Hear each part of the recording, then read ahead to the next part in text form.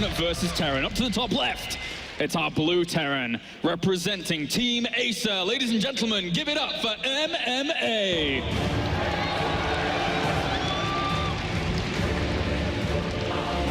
Two championships to his name this year, Kolaris. He had a very good start to the year, a very difficult mid-part of the year where he was almost not going to attend BlizzCon, but he did turn it around towards the end of the year with a DreamHack Moscow win and, of course, the WCS Season 3 win in Europe. Where he showed a lot of good TVT. We saw him against 4GG in the round of 8, a player who is known for his Terran versus Terran, and then in the final, of course, going up against Yoda. But that is our first player. Now we have spawning down to the bottom right-hand corner. It's our red Terran representing Red Bull. It is Bomber.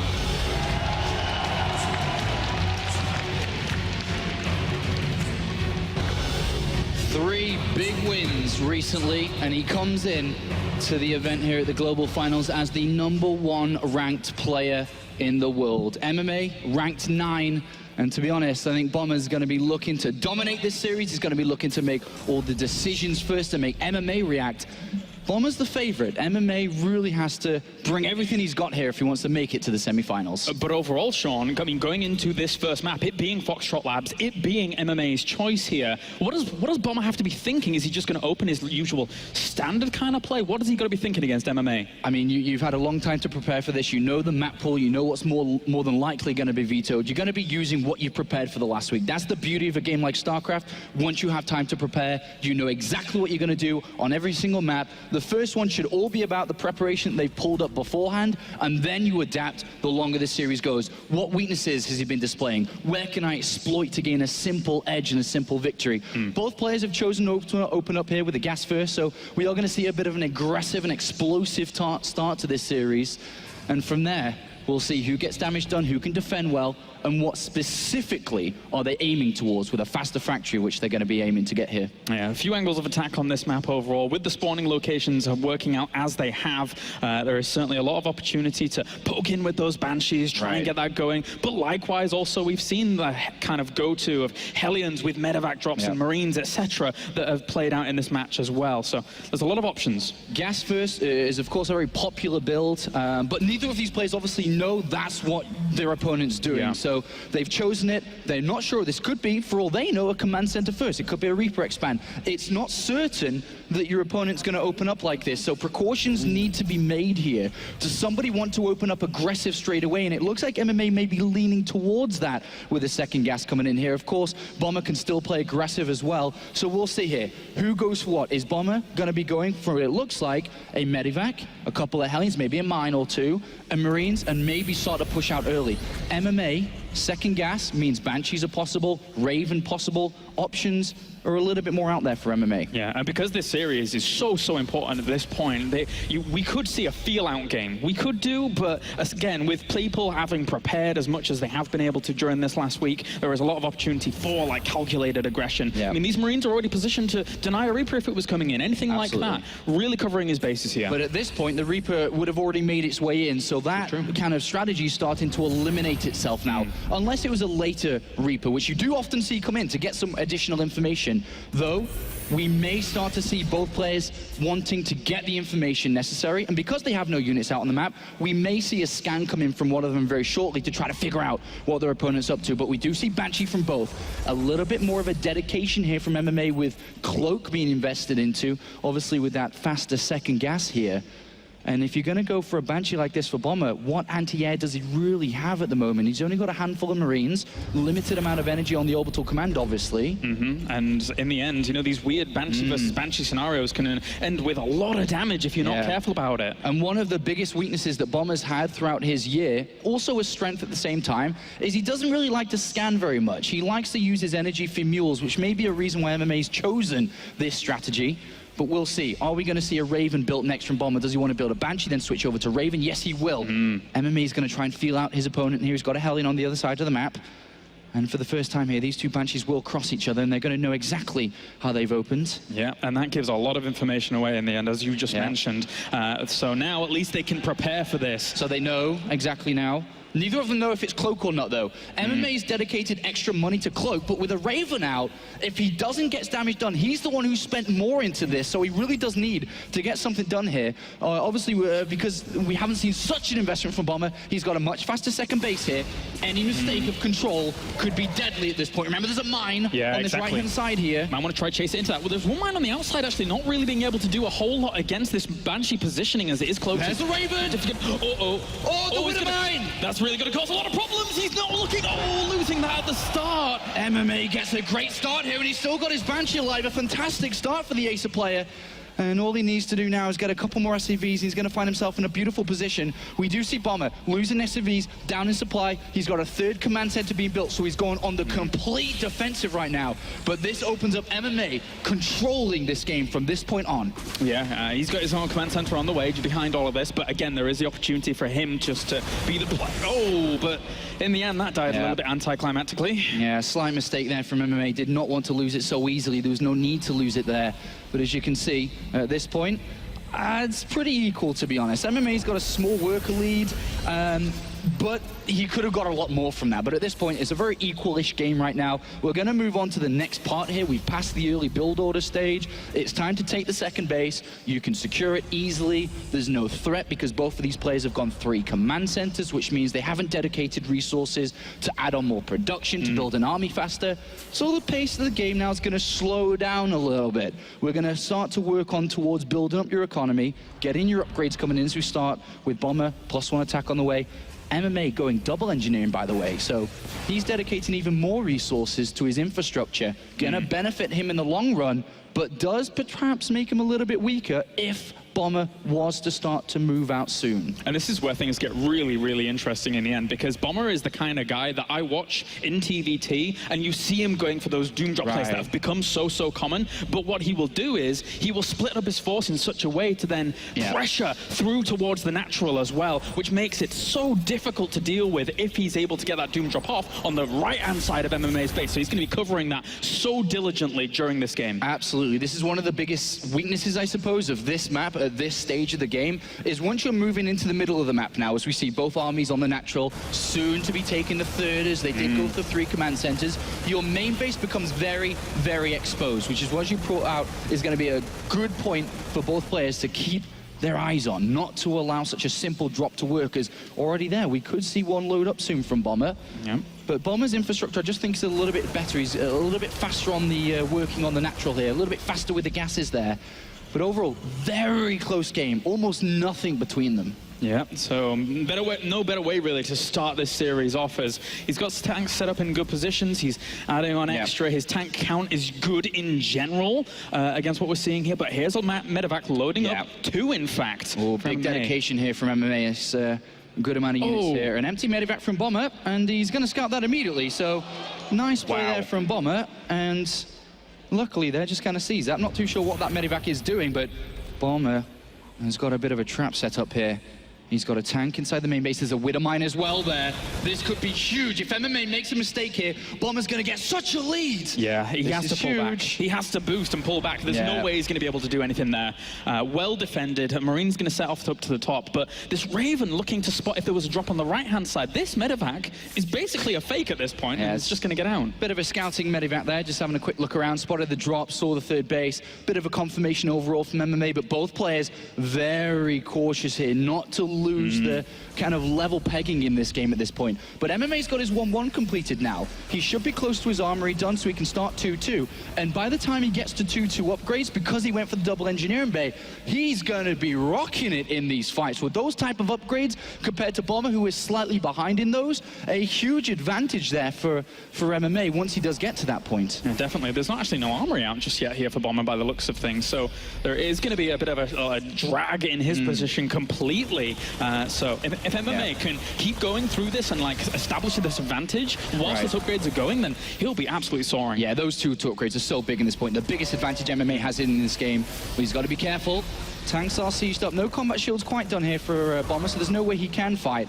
But at this point, it's still feeling your opponent out, skirmishes of individual Marines around the map, because you don't want to miss an army moving. If tanks siege up on your third, outside your natural, inside the main, they get dropped in your main, you can almost lose the game. You must have full information on your opponent on almost all times. And the armor is on the way here for Bomber, but during all of this, because he was pumping his resources into Marines, I mean, he had so many in production, his army supply is a little bit up on his opponent right now. Bomber's marching south here, has been picked up immediately here by MMA. Bomber's army slightly larger at this point. Remember, he didn't invest as much into his infrastructure as MMA did, so he's a little bit larger. MMA must be in defensive position. If he gets to his 2-2 upgrades, like I said, that's where he's going to be good, but right now, he could be a little bit weak if he loses position. Scans on the army, must know where to siege, where not to siege. And then we are going to see Bomber back off still. If he finds position on this third base, which I think he's probably looking towards getting. Definitely. It's hard to actually reinforce down there. Is he going to go? There's enough tanks here, though, for MMA if he sets up a position. MMA's got to siege up. That one tank at the back is kind of far away. But Bomber is looking for an opportunity because, again, that 2-2 is just soon going to be finishing for MMA, which will give him a lead in terms of that army count. Bomber's really pushing through here. Really looking to break this, but MMA's defense, strong. He has his tank line. It's incredibly difficult to break that. Looks like the Raven is going to go down. Hunter-seeking missile. That time he picks it up. Well, it still gets a bit of damage done there, but it does evade the explosion there. Little push forward to a few of these siege tanks. Here comes a Hunter-seeker missile, unloading. No, not quite as fast as MMA there. No, gotta have the quick reactions here as... but the air count here, the Vikings pushing back. It's almost like MMA has position here. He can edge forward a little bit. There's no air control. And now those 2-2 upgrades about to complete.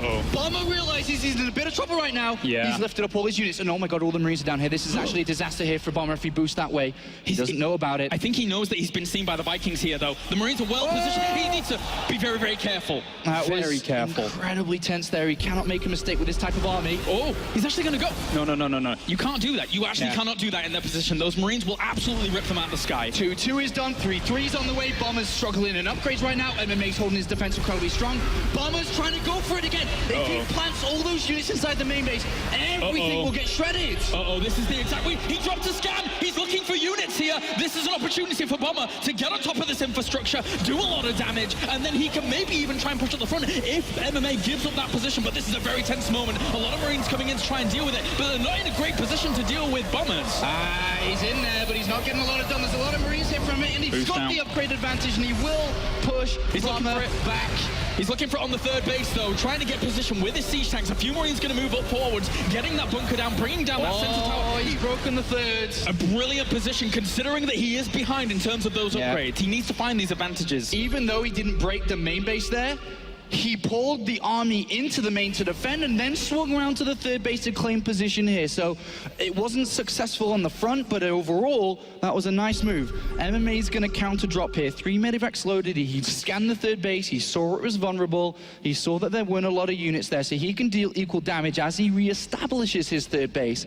But what a game won here by both players. It's exactly what we were talking about at the beginning with how Bomber likes to play that kind of doom drop style, losing the Raven there in the end. But overall, he did the same thing against Hart, and it was successful. MMA, though, has held his ground. 3-0, and here we go again. He's going to try and do a similar thing. Yeah, there are sensor towers to help out with this, but Turret's coming in. I wonder if he can still break. There's all the armies there, though. And Bomber's going to boost for it. He's going to go for it. Doesn't care about just a few Marines. He's actually going to pick up some of the units himself on the pursuit. Some of those Marines, though, if he can get some of the drop comes in.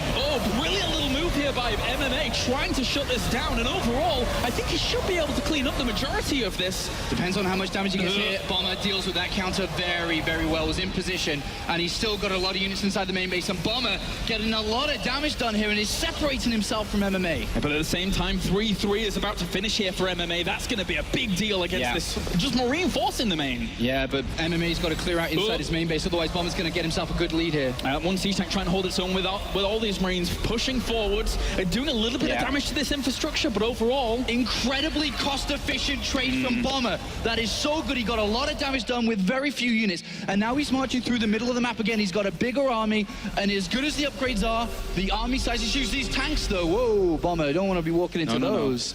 again, this is how he finds his advantages. He goes for that Doom Drop. He finds the position and then tries to push at the front. Wasn't successful during this little skirmish here, but again, his Marine count is scaling pretty heavy. If MMA is caught on siege for some reason, he is going to slow push through the middle of this map for a little while. 3-3 upgrades are now done for MMA, though, if you can take a good fight. But right now, they are bouncing off each other in the main base. Don't think we'll, in the middle of the map, sorry. I don't think we'll see too much of a fight here, but MMA slow pushing down, MMA trying to break. But Bomber, great position, just kind of stims forward, gets a couple of Marines down. Tank's in good position again here. So slow. Has to be very patient here. One siege tank will end up falling. Bomber needs to get his 3-3. I mean, he's on 2-2. Here we go again, Sean. He's loading up. This could be brilliant, but this could also be terrible. Getting good to go. And he's going to unload again here. Yeah. He can't keep doing that over and over. MMA is an adaptive player. He will catch on to this very, very quickly. If not in this game, next game, and then it will be game redundancy. It will not be too useful. There's been a pretty much 30 supply difference between the two players after Bomber's great drop inside the main base, but it's starting to equalize. And with the 3-3 upgrades done for MMA over the 2-2, that's a brilliant position to be in, but he's going to move forward here. He's going to try and get into the tank line. Oh, the Marines coming from either side here, but it's not enough. He has so many Marines to push up against this. Also getting a few of the tanks, but has to pull back. But again, the tanks he has on the defense of his position are very, very strong, so MMA can't continue the pursuit. Yeah, just very stalemate position once again here. Both players trading off supplies, very similar. But Bomber's taken the goal behind all of this as well, and because he's been on his opponent's side, I mean, Day9 said it on the analysis desk itself, his army is almost always on MMA's side of the map, and that gives him the opportunity back home to set up good economy. Two Vikings pushing the air dominance in favor of MMA, which, you know, he's hoping he can push Bomber away from this middle to establish this fourth base. Both players are running out of money now inside the main base and the natural. This fourth base of Bomber has now become the most important part of this game. That center base, if he starts to mine from that base effectively, then he's going to absolutely dominate MMA when it comes to the army size here. As you can see, neither of them are maxed out currently. And that extra income will boost Bomber. And of course, then he can start banking money, which he can replenish much better than MMA ever will if he doesn't get his own fourth. Yeah, there was a slow movement back there for Bomber, realizing that his opponent had a few Vikings in the mix, so doesn't exactly want to get caught off guard too far away from his reinforcement location. But look at that movement on the right-hand side here of Bomber. Where is he going? Is he loading up? He drops a scan as soon as he loaded up, so MMA is really catching on to what's going on here. Oh, but Bomber's got most of his units inside the medivacs there, so MMA does stretch forwards. And he does get a good trade-off against some of those siege tanks, but he's just going to go for it anyway. MMA knows, but can he stop it? I don't think so. That's a lot of medivacs here, and that, if he gets on top of this infrastructure, if he does a lot of damage to it, what is MMA going to be able to do? This is going to be really, really difficult. All those Marines doing a lot of damage. Yeah, this is a brilliant position once again. All the Marines of MMA have to filter through the buildings, which means the tanks are going to do so much damage. MMA is in trouble. Bomber's played this very well. His Doom Drops have been gorgeous this game. And all those upgrades are slowly lining up for Bomber as well. So whilst he's been taking advantages with the Doom Drops, getting up the catch-up game with those upgrades is going to be fantastic. A little bit on move command here, so sacrificing some of these units in the end, but he needs to deal with this push at the front. Yeah, that's why he was running back there. Those Marines didn't really have their priorities set straight, but 4 tanks just destroying everything inside the main base. MMA has one last push in him. Bomber has all his upgrades completed. Nice drop there by MMA to try to deal with this tanks in the main base. But MMA on this third. Bomber has already sacrificed it. He says, okay, there's no need for me to attack right now. I'm mining a lot more than you. I have a lot more army than you. I get my army back together and I can defeat yours. Excellent crisis management from Bomber. Yeah, really, really well done. He knows if he can hold on, he'll be looking really, really nice. Look at how much minerals MMA has right now. Very starved down. He can't, even if he had money, he can't spend it because all of his barracks and infrastructure's been blown up. And now, I mean, the scans rain down here for MMA, who was in a great position with his upgrades before, but it really shows the power of the Doom Drop. Bomber's been able to make it work. As we go into first person now, and Bomber just holding off against this. He knows if he can keep his economy strong and his infrastructure intact, he is going to be fine in game number 1. That's right. The game's a simple game now, Kalaris. You build a big army, you go kill the other guy. It's really easy at this point here for Bomber, and that's what he's looking to do. He's got a great set of, his SUV line's brilliant. He's got a lot of money coming in. He knows he's in leading position now. Mistakes are the only way that Bomber loses this game now. He's just got to keep calm, keep composed, move forward, edge forward towards his gold base. And to be honest, there's not even enough defense here. He might just win it right now. Not enough siege tanks to hold on against that. Sure, there's a planetary fortress. One more siege tank next to that planetary fortress will hold on at that position. Yeah, but these 4 tanks right there, they siege up on that gold base, they get around the income of MMA, and he is starved out of resources. Look at the supply difference, a massive lead for Bomber. More money coming in as he's moved his 3rd base down to this south location. And a wonderful start here for the Red Bull player. Yeah, looking good. Pushing through the middle just slightly. He's not really taking any risks now. Of course, the big Doom drops earlier on were his risks, and they paid off really, really big. And now pushing forwards to take out some of these siege tanks. That's the majority of all MMA has left in this game, and losing that with the medevacs as well. Bomber takes another great engagement. Absolutely, he's winning this game every second. MMA's trying to rebuild what he has, but he's got limited income, and he's rebuilding his production because he can't build an army right now. So he's in terrible, terrible position. And Bomber now with one final clean strike will end MMA in this game, and he will take the very first map of the World Championship series here, the global finals at BlizzCon. And MMA struggling, doesn't want to leave the game early, but he knows that the push is coming. Yeah, and it's a big one. That's a lot of Marines, that's a lot of siege tanks. There's not much defense here at all for MMA. Losing this gold base is a catastrophe for him if it goes down. Losing these tanks is a catastrophe, but Bomber absolutely ransacks this location and is now sieged up. He's denying all mining. Absolutely. 100 supply difference here between the 2 players of the very first series, and the position has been established on this gold base. 1 tank sufficient enough here to do the job. And unfortunately here, MMA, very, very much so, kind of wondering what to do, where to go, but there isn't much to do here. Where does he try to go? He doesn't have an army. I mean, look at it. That is his army. And Bomber just dominant. Absolutely dominant in this game. Truly. I mean, even after MMA had an upgrade lead, Bomber finds all the angles, finds the holes, exploits them, really exerts himself upon MMA here. And there you go. GG for